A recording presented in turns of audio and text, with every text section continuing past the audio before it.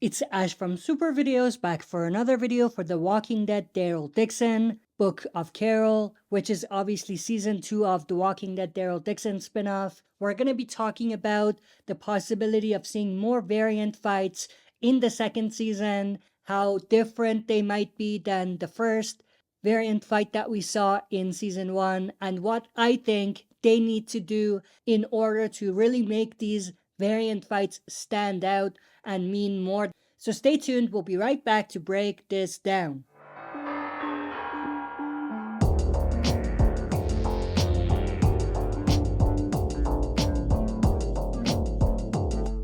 Alright, as always, before we dive into it, smash the like button, subscribe to join our community, and press the bell to be notified when I upload on the channel. With that said, let's dive right into it.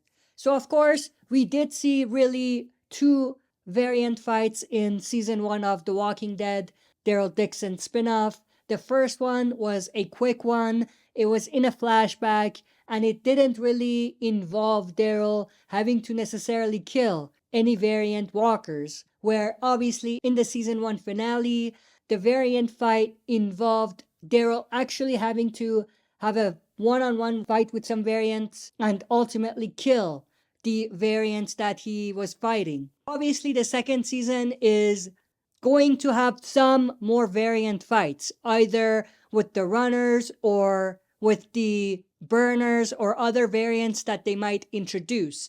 If you think about it, no other Walking Dead spinoff has any variants. It's just the Daryl Dixon spinoff. This is really what makes the Daryl Dixon spinoff stand out. It's the niche, you might call it, of the Daryl Dixon spinoff. So it's very likely that we're going to see more variant fights in the second season. And obviously, if they do it proper, we're probably going to get some more action with the variants, and it'll definitely be more involved. It'll be longer, there'll be a lot more at stake, and it'll have more reward than the one that we saw in the first season.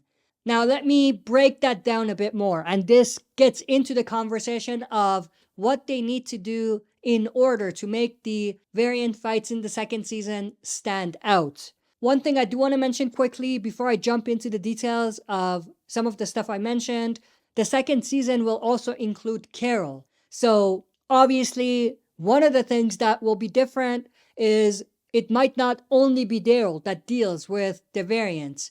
Carol will also have to deal with the variants as well. And we'll see her reaction to first seeing the variants and having to kill them.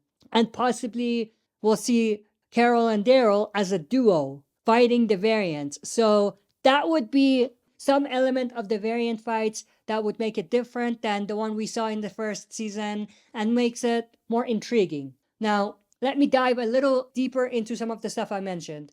I mentioned that it's got to be more involved. It's got to be longer. There's got to be more at stake. There's got to be more reward. And what I mean by that is, of course, if we go back and rewatch the variant fight that we saw in the season finale, you notice that there's not much at stake. There is no reward. People who watched it the first time even realized this or noticed this, but you know Daryl is not going to get bit. You know Daryl is not going to die. So there is really nothing at stake there. There's no reward. It's just a fun situation. You're hyped because it's variants versus Daryl, and you're watching to see Daryl kill these variants. That only works once.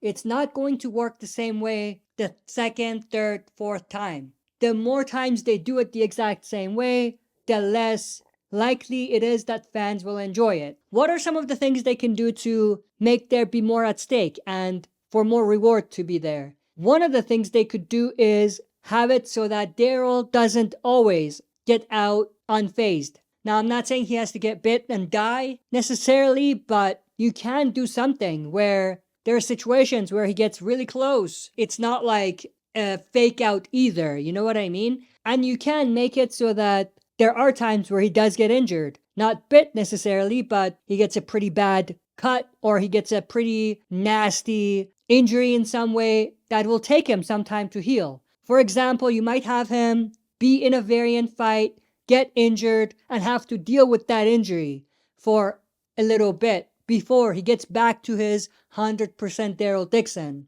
That is something you can do to make it more intriguing. Other things that you can do to make it more intriguing and exciting and for there to be more at stake and more reward is to have others be involved and have those people be the ones that get bit or get killed. And it can't just be anybody, because they did that with Quinn. Nobody really cared. It needs to be someone that fans have grown a bond with. Now, I'm not saying you can do that with any character in the Daryl Dixon right now, but if you build up these characters enough and in the proper way, then it would be enough for us to feel some sort of connection and bond to that character. So if they are involved in a variant fight and they do become a casualty of the fight, end up getting bit or injured to the point of death or something, then there's more impact. Fans feel that there's more reward as a result of this variant fight.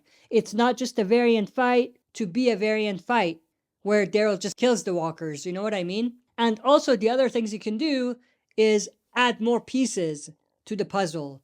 Make the variants behave slightly differently depending on the situation. Have it such that we're always guessing what quote-unquote powers does this variant possess.